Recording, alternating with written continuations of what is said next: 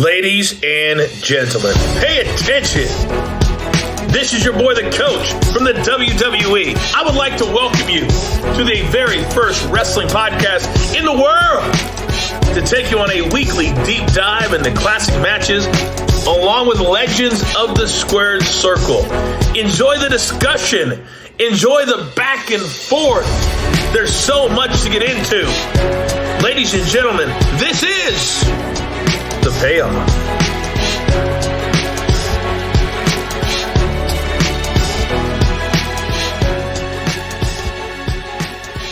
Welcome to an all-new episode of The Payoff. I'm Tom. That's Jeff. Jeff, how the hell are you doing? We got very few stops left here on the road to WrestleMania. And so this is exciting. I'm on holiday next week too. And so, I'm fly back from vacation the day of night one. And so it's just a lot happening over the next week, come back from vacation, and that, vacation from vacation is WrestleMania, taking the day to watch it. So we got this match though first, and I'm excited though.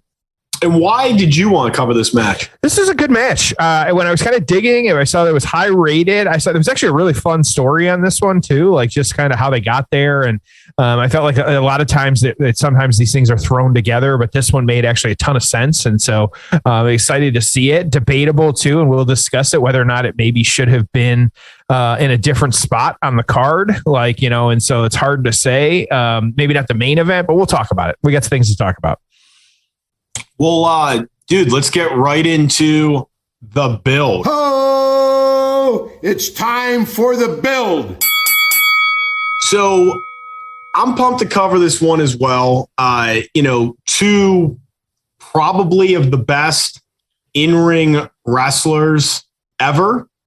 I think both are in that discussion. You've certainly heard plenty about both of them. So for them to be on this stage, WrestleMania 20, New York City, the Garden, the tagline for this, where it all begins again. If you remember, there were some really interesting vignettes about, the history of WrestleMania, and they're kind of, here we are, but we're starting all over again. So they want to push young guys and new faces. And there was a lot of really cool build to this, and it was cool that it was in the Garden. Although, of course, we do love our stadium WrestleManias now. Show starts off with John Cena, an up-and-coming young superstar at this point in time, defeating the Big Show. You kind of knew Cena was the next guy. So to kick off the show, and again, this kicking off WrestleMania thing, you can make a strong argument that if you're not on last, you'd like to be on first. Mm. And so that's what this was. And it really showcased Cena, doing the FU. What did he change it to? The attitude adjustment. Yeah, but it was called the FU, wasn't it? Oh, yeah. Yeah. And doing that, on Big Show just looked awesome, and a great way to start the show.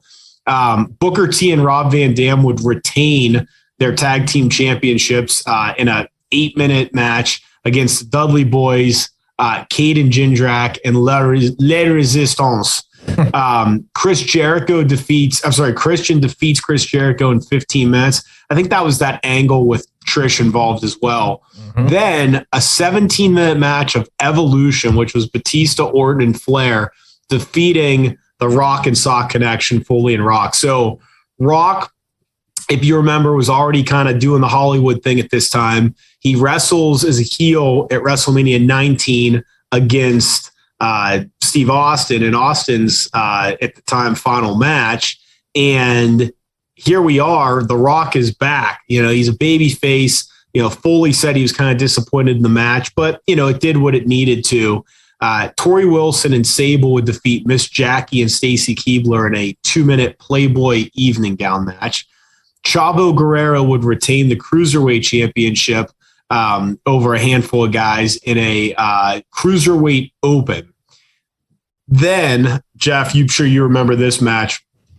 Goldberg defeating Brock Lesnar. Steve Austin's the referee. Everybody knows both guys are out. Just a really messy situation, to say the least. Both guys take stunners. For our other tag team championships, Too Cool would also, in a fatal four-way, retain their titles against the APA, Basham Brothers, and World's Greatest Tag Team. So we have two fatal four-way tag matches. And, again, I know the desire is to get everyone on the card for these shows, but there was a stretch, and this is part of it, where they just threw so much stuff at these cards, and it would have been better to have less. Victoria is going to retain her women's championship in a hair versus title match against Molly Holly. Then the reason we're here, Eddie Guerrero and Kurt Angle. Semi-main event, a 6-minute match of The Undertaker defeating Kane. But the noteworthy part of that is The Undertaker comes back with Paul Bearer. He's back as The Undertaker. The entrance to this was just unbelievable. Go back and even just watch the entrance. Obviously, not much to see in the match. But think about it. That's how long it's been since The Undertaker was the American Badass, right? Almost 20 years ago that he was, and since he came back to the traditional Undertaker. Hall of Famer. Yep. Yeah.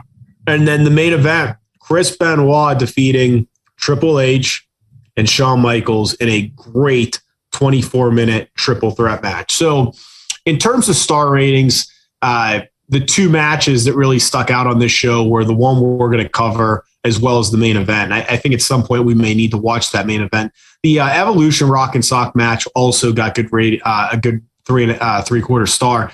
The rest of the Chris Jericho and it's all over the board though. Yeah, but there's a lot of bad stuff on here. Yeah. 1 1/4, a quarter, 2.5, 1.5, 1 1/4. So a lot of not great stuff on this show. Yeah. So storyline standpoint, how did we get to this match? Yeah, this was, like I said, kind of a tight, fun little build on this one. Kind of, things happening before, things happening after, but all good stuff neither way. So of course, this was really the main feud on SmackDown at the time, or the SmackDown brand, with Eddie and Kurt. So initially, you had these guys, as happens in wrestling, they were friends, kind of working together. At the time, Eddie was actually feuding with Chavo. Which of course Chavo on this card as well too in the cruiserweight, and so obviously not playing out at that point. But you had it was actually a 15-man Royal Rumble match. It was actually just on SmackDown. It was not on the Rumble or anything like that. But you had Guerrero actually eliminating Angle in that one to win a title shot against, at the time, who was the WWE champion. Our favorite, I'm riding high on him right now, though, Brock Lesnar. And so it was actually No Way Out. You had Kurt Angle defeating the Big Show and John Cena in a triple threat match to get himself a title shot at WrestleMania. And at that No Way Out show, Eddie Guerrero beating Brock Lesnar for the championship. And so it kind of makes sense, just the flow of things. Now, remember, at this point, these guys are kind of working together as well, or not working together, but allies. They're both faces, kind of playing that up. And so a couple weeks later, though, you had Angle, actually the special guest referee. It was a championship match between Eddie and Chavo.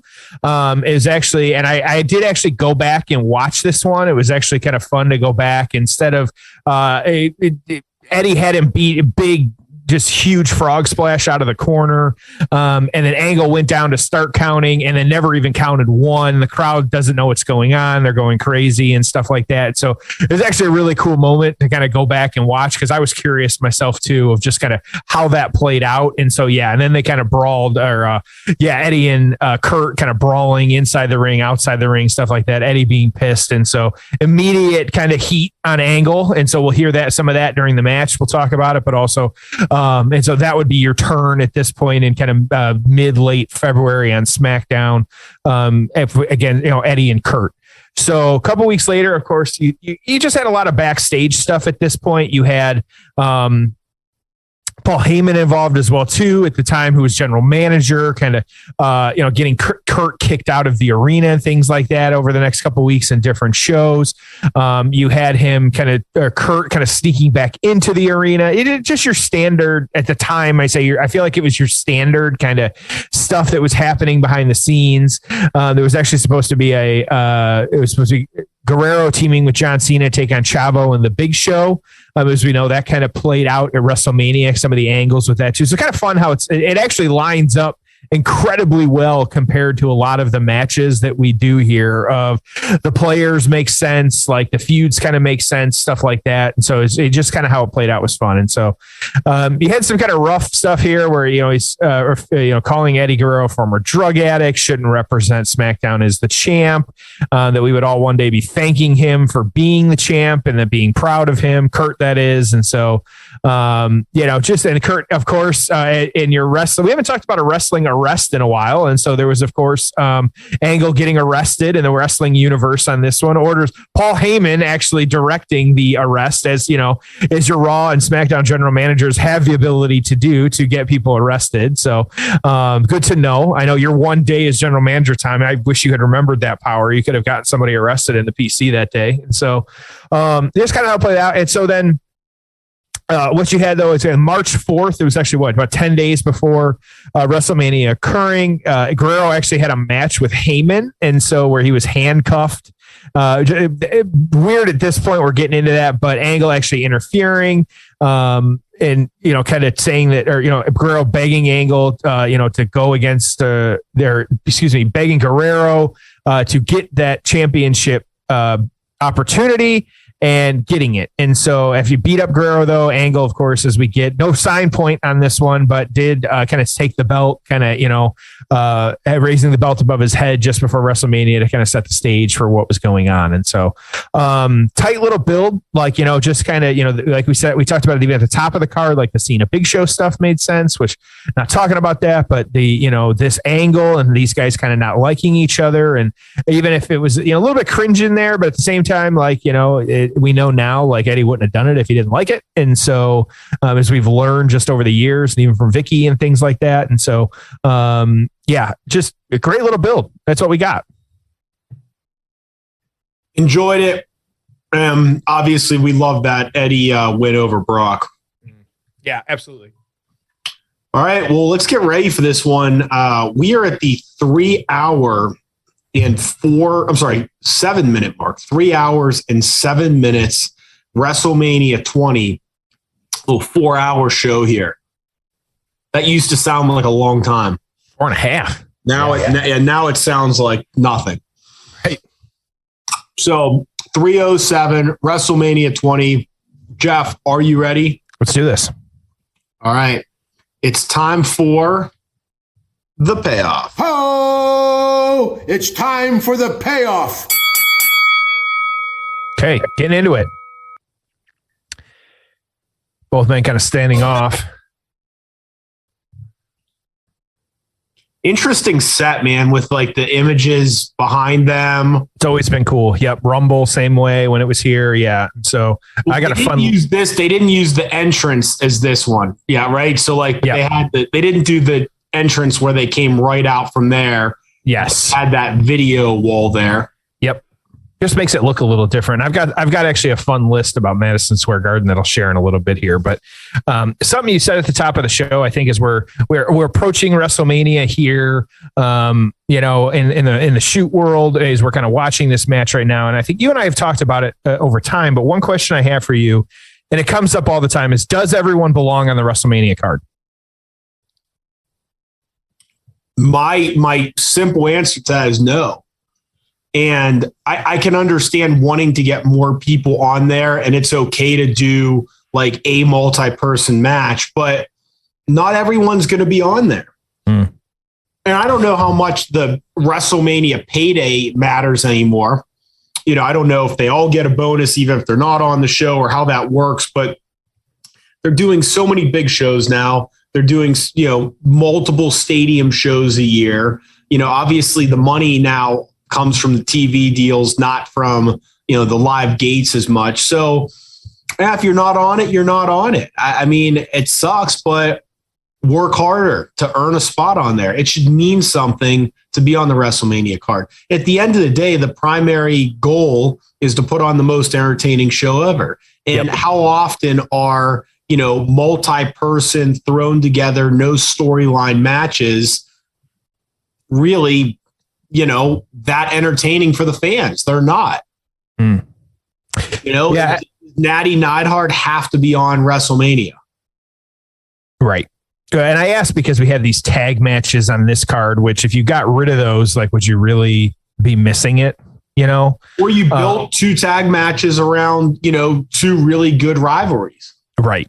Yeah, absolutely. And I think anytime you get to these 4-man, matches or 10-man matches or 5 on, they're always just thrown together. And I'm with you on that. I don't think you got to earn it. And I think we even heard like superstars say it before too. It's like some people just like they shouldn't have a spot, like, and you do have to earn it. And I think going to 2 nights kind of takes away from that. Real technical out of the gate here between both guys. No high flying yet. We're just on the mat kind of doing. What's your timestamp just to make sure we're aligned here? We got 309, 57, 58, 59, 310. Cool. Am I a little ahead of you? But we're good. Okay. So I'm with you. I saw the most recent numbers I saw was somewhere between 55 and 65,000 tickets sold, or like people per night is what they were looking at. And so who knows where they're at? I looked up AT&T, at least the capacity for football says 80,000. And so set up for wrestling, you figure add a bit more there. I know they ran a promotion on the tickets too, but do you think we will ever, and we've talked about it before, but since we're so close to WrestleMania, will we ever go back to one night? Well, I had saw that LA might be one night. Okay. And which wouldn't surprise me for 2 reasons. Number one is it seems like ticket sales are kind of soft this year, and you're doing, specials. And so they may not love the optics of doing 2 nights. And I just wonder too, LA, California, I could see it being more expensive to run 2 nights too than it might be in other parts of the country. So, my gut says we go back to one night. I don't know. I really don't know what the value of 2 nights is. I mean, I guess you could say it's less of a show or it's less length, but to me, I'm just not a fan of it at all. And, if it means having one longer night, I would absolutely prefer that. I mean, if you're sitting at home watching, you can always hit pause. Mm-hmm. So the real grind is if you try going for 2 nights. Well, and especially you and I was texting you about it, the schedule for the weekend. If you plan to start with SmackDown and hit everything that weekend, you're going to be dead by Saturday afternoon already. Like walk me. Yeah. I mean, I thought about going. Yep. You and I both did. Yep. Yeah. And I know we talked about it. I got to tell you, like, and part of it is I've been to Jerry World a number of times. Yep. It's just a really hard place to get to. You're probably not going to be staying near it, but if you are staying near it, it's far from the airport. I mean, getting in and out, getting Ubers. I mean, I know there's shortages of Ubers right now because they can't find drivers. So I don't, it just sounded, and everything's going to be spread out. Some of these WrestleManias, like a New Orleans, WrestleCon, Hall of Fame, SmackDown, the show, you can walk to everything. Yeah. Okay. But then you have places like this, it's so spread out. And so it's actually a horrible city to attend. Like New Orleans, great. Vegas would be great. Nashville would be great. Minnesota, Indy, are all, I'm just thinking of places where everything's in and out. Yes. Quality. Yes. Yeah. But then the opposite of it isn't LA. It's a Dallas. Miami's a pain in the ass. New York's a huge pain in the ass. And so it actually heavily impacts me because if I'm going to go to this, I may not go to everything, but I'm going to hit up WrestleCon once or twice. Then you get there and it's like, well, we could get a last minute cheap, Hall of Fame ticket. So might as well do that. You end up going to most of these things. And even some of the independent shows that are there are great. Or, Conrad, one of his shows. So, you end up going to a lot of stuff and you really want to be able to get around. So that has a huge impact now for me is the ease of, travel within whatever city it is. We're still very technical.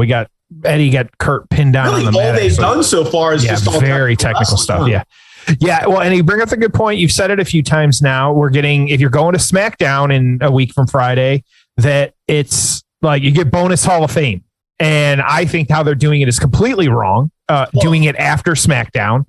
I think it's a terrible idea. You and I were texting about it, even like move it, like get it away from WrestleMania. Like you're so oversaturating yourself at that point. I feel like you're wasting people's time almost. And if you truly want to make, and maybe it isn't, and maybe, and I was thinking about it, actually, it was like one of those shower thoughts. I was like, it isn't a true Hall of Fame. And even though the Undertaker's going into it right now, like you're taking the credibility away from it to say, hey, we're going to do it randomly after SmackDown on a Friday night. At that point, you figure it'll be 8:00 or something like that. Or no, in Dallas, probably be 9:00. But still, there has to be a better way. Yeah, let me ask you this. Does the Hall of Fame even matter? That's what I'm saying. I don't think so. Okay. That was one of the things that I was thinking was, does it really even matter anymore? I mean, it's just they're on a really bad cold streak with the Hall of Fame right now. Yeah. So you lost a year because of COVID. Yep. You had a really lousy. So what, they did 2 years in a row last year? Yes. But were there fans? No, they did. They even do it? They did it. They did it last year, but I don't think there were fans. Oh, no, you're right. Yeah. Okay. So yes, they skipped a year then. So, there's just so much they've done wrong with the Hall of Fame over the years. Yep. Some years they hot-shotted stuff. Like Hogan and Roddy Piper shouldn't have been the same year. Bruno Sammartino and Mick Foley shouldn't have been the same year.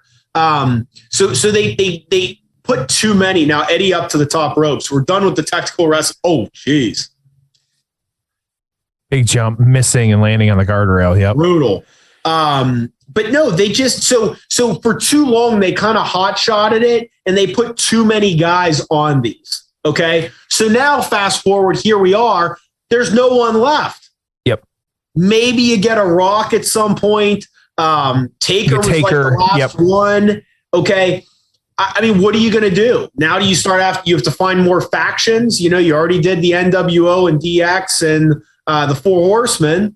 What else are you going to do? So I just feel like they hot-shotted it too much. Like the year Flair went in, I said, this should only be Ric Flair. He should be the only inductee this year. Just have like 8 different people speak about him. Steamboat speaks about him. Shawn speaks about him. Triple H speaks about him.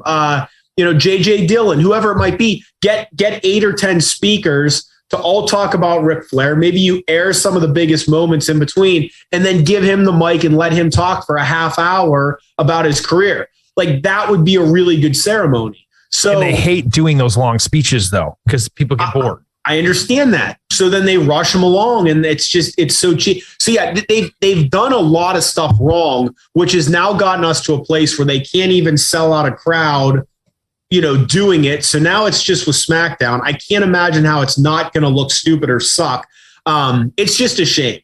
They have completely ruined the Hall of Fame. It means nothing. It's like an afterthought with WrestleMania now. Very, very disappointing. You can't tell me that they couldn't, and this is me spitballing this, like, okay, sure, you can do some kind of ceremony where they accept, but you're going to tell me they can't put together a video package and put these guys in front of a camera and like release these vignettes of like their Hall of Fame career and do it that way. Like you still see it all over the place. They have some of the best video production, even with all the cuts and everything that's happening. But you're going to tell me that you can't find something creative and outside of the box that says, hey, we can still give these people the opportunity to tell their story, but we also know that people don't want to sit in front of them for 6 hours listening to those stories. So let's break it up. Let's put it on Peacock. Let's have, show people, like, there have not been a whole lot of new shows on Peacock, like the Icon stuff. They stopped. Like, there's supposed to be a whole lot of those. It's like, okay, give me these 20, 30 minute like Hall of Fame vignettes that I can watch whenever. And I would be more invested in that. And it gives them time. They could roll them out, whenever they want. But instead, so I was looking, 2020 was JBL, the Bulldog, Jushin Thunder Liger, New World Order, and the Bellas, where they're like your big ones. 2021 was Molly Holly, Bischoff, Kane, the Great Khali, and RVD. And not to discredit any of those people, because there are big names in those ones, but also I didn't remember any of those. I forgot that Kane was a Hall of Famer. It's just kind of crazy to me. I knew because I always like RVD. I know, but you remember some, but also there just has to be a better way. And I don't, who knows how they're going to get there. They won't, we're going to keep living in this perpetual cycle of not, but whatever. So Kurt Angle has put together a pretty decent WrestleMania resume. Yep. Okay. Absolutely. 2000 was the Benoit Jericho 3-way. So it was the European and the Intercontinental Championship. Really good match. A good match versus Benoit 17. Yep. Kane at 18. Headline 19 with Brock Lesnar in a great match. Yep. This match at 20. Gosh, one of just the greatest matches ever was Shawn Michaels at 21. Headline 22 with with Orton and Mysterio. And then great little exchange here. Yep. Okay, go ahead. 34, that really fun tag match with Rousey against Triple H and Steph. Yep. And then, of course, the Baron Corbin mess, which was just so stupid. I don't know why Vince was so set on that. And for a perpetual mid-carder at this point, yeah, Baron Corbin, who's now with, it's Madcap or whatever, yeah. Kurt Angle just stomping the tar out of Eddie Guerrero. I ask you, is that a principled man? Angle just so good right now, so intense. Yep. Eddie, obviously, with the great facial reactions as well. So Kurt, to your point, are we going to see Kurt again? Yeah. Somewhere. It doesn't have to be WWE, but somewhere. Yeah, he has not wrestled his last match. Okay. Yep. So disappointed with everything about that return. They put him in, quote unquote, in the Shield. That's his return match. He made a great point. He's like, my body just got so arthritic. And so that year that he was the GM, he should have been a wrestler. Yep. So it's a shame they just really botched that. But yeah, I think we see him again. Him managing Gable Stevenson just sounds really fun to me. I agree. Yep.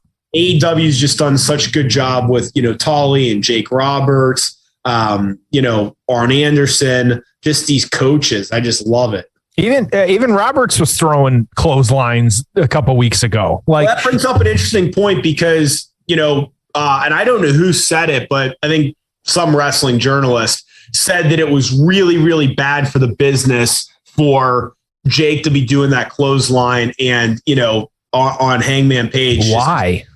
I don't know. Okay. And obviously their thing was, hey, a guy that age shouldn't be doing it. I'm like, man, he attacked him and he gave a clothesline. I mean, it's not like he, defeated Hangman Page in a 20-minute match. It was after Hangman was getting his ass thought it was kicked. a really fun spot. It made a ton of sense. Absolutely. With that I believe the old Vince adage that we've heard of if you can go out there, you work 100%. And I feel like Jake is that way too. He would not do it if he wasn't comfortable, and Vince aside, anything like that. But also it made sense. And so that's part of it is what you got to pick a lane here too. And so I enjoyed that. I thought that was really cool. I think how he kind of did that. So, but do you also think Angle wrestles again? Yeah, absolutely. I think at some point we will definitely see him. I think because if nothing else, he isn't done. I don't think he wants to be done. I think that he has kind of every once in a while he goes back and forth with what he kind of says in interviews and things like that. But I think at the heart of it, And more times than not, when he's talking about stuff, like he wants to get back out there. And I think you're right. Like, especially like them going after some of these collegiate wrestlers and stuff like that. I think he's excited to work with him. Gable Stevenson, it might be a couple of years, but are you going to tell me like you let Angle manage Gable Stevenson, even they do a tag match here and there or something like that? Like these triple verticals that we've seen Eddie do can't tell so me many times on SmackDown that it wouldn't be such good. an effective offense by Guerrero. Can Eddie hit for a third here? Kurt Angle counter. Oh, look at this. Nice ankle pick, maybe from an ankle lock. We'll see. Go for the ankle lock. No. So, yeah, I think we'll see it too. So I got one too. We're at Madison Square Garden, like you said. I'm be interested what you think of this list. So I'm going to do the top 5. This is the biggest moments from Madison Square Garden. Okay. In WWE history. And so I'll start actually. Number 6 actually was the main event of this match, which was Benoit, Michaels, and Triple H. Number 5, and this was the greatest WWE memories from Madison Square Garden. This is list. Number 5 was the John Cena return at Royal Rumble when he came back super early after injury. I'm guessing one of the top 4 has to be Austin doing the stunner on Vince for the first time. And number 4, Stone Cold Stunner Vince McMahon for first time. And so there you go. September 9th, 1997. Good job. How about a certain ladder match coming in at number 3? I'm sure you remember this one as well too. Shawn Michaels and Razor Ramon at WrestleMania 10. Number 2 is Triple H returning to Raw in 2002. And so doing that. And then of number 1 should have made sense. I feel like it's not a match, but just WrestleMania itself being the first one ever being at Madison Square Garden. It comes in at number 1. And so a couple other, so Bob Backlund and Diesel's on here. The first tag team tables match, Dudley's versus Hardy's, is on here. Can't forget at number 9. I feel it's fairly high. The Rock debuting at Survivor Series. Can't forget that as well too. Number 10, Kane unmasking on for the first time on Raw. And so big things happening at Madison Square Garden. And so, yeah, I was just kind of curious how many times they've done it and kind of some of the history there. A ton of history in this building for wrestling. Got Angle's got the straps down. Coming up behind Eddie, going for it. Angle slam, no missing it. He keeps countering the ankle lock and the angle slam. Great counter there. Into the DD, like kind of a jumping DDT to counter him. Yeah, absolutely. Here we go. Kurt's in trouble, man. Eddie Guerrero. Everybody on their feet. He's got it. He's got it. He's got it. Wow.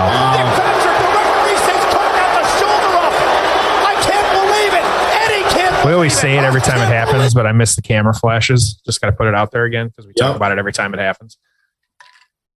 So we're talking about one of Angle's best WrestleMania matches, probably the best.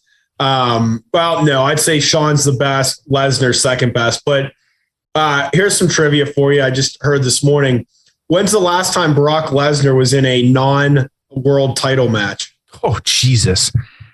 It's probably 7 or 8 years at least. Six years. It was a Goldberg match at Survivor Series. Shocker. It was against Goldberg. I actually saw a graphic not too long ago, or on Reddit not too long ago, that was all the Roman Brock, like in every match they've had, and they kind of put their match card or match photos all in one kind of collage. And like they had 7 matches or something like that. Is that 7 or 8 at this point? Yeah, absolutely. Jeez. And so, yeah, 6 or 7. Yeah. And so, we keep getting. I think this will be the 7th.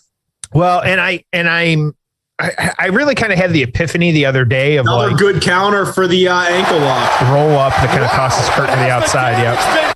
I had the epiphany the other day when I was kind of thinking about it. It's just like, you know what? Like if WrestleMania 2, and I'd be interested in your thoughts on this, if it's about putting the top guys in the top spot, like, should there be anyone else other than Brock and Roman? Doesn't matter how everybody else has been booked, but like, are there 2 more top guys than them right now that should be in that spot? I don't think so. Like, do I like the story? No. But do I disagree with it? No. Also, no. Yeah. And I don't disagree, but here's the problem. For as great of a job as they've done building up Lesnar and Reigns, there is no one after the 2 of them. Yes, I agree. So here we go. Angle crawling back in. The ankle lock is over. And just before this, you had Eddie kind of untying his boot a little bit. Just tap it. Wait a minute. The boot went flying. Yep, there you go. Roll up. Yep, and there it is. What a great move.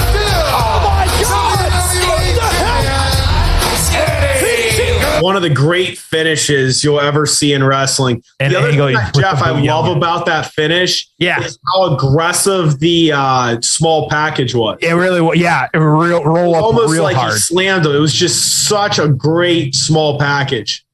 I talk about it's perfect Eddie. And of like to take his boot off, and, get his boot untied so he can slip out of it, and get the small package like that. Great stuff. And Eddie just kind of celebrating up the ramp with his one boot in hand and the belt in the other. And we'll leave it on the screen if anything else happens. But let's get into the aftermath. Oh, it's time for the aftermath. So what'd you think? That was better than I expected, actually. Like, I read some of the reviews, of course. They're showing the small package at this point, or no, the ankle lock. How good is it? Watch this again. How good this small package is. It's so aggressive. Like, just watch this. It's coming up. Yep.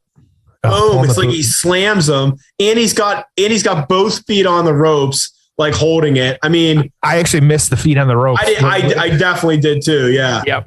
But again, perfect Eddie, like, makes sense. And so that exceeded my expectation. That was a very good match. I was happy that we did this one because that was really good.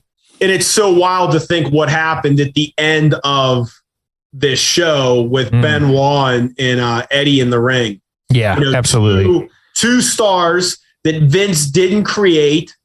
Yep. In the center of the ring. And then, of course, tragically, neither of them are with us. Right. They haven't been for some time.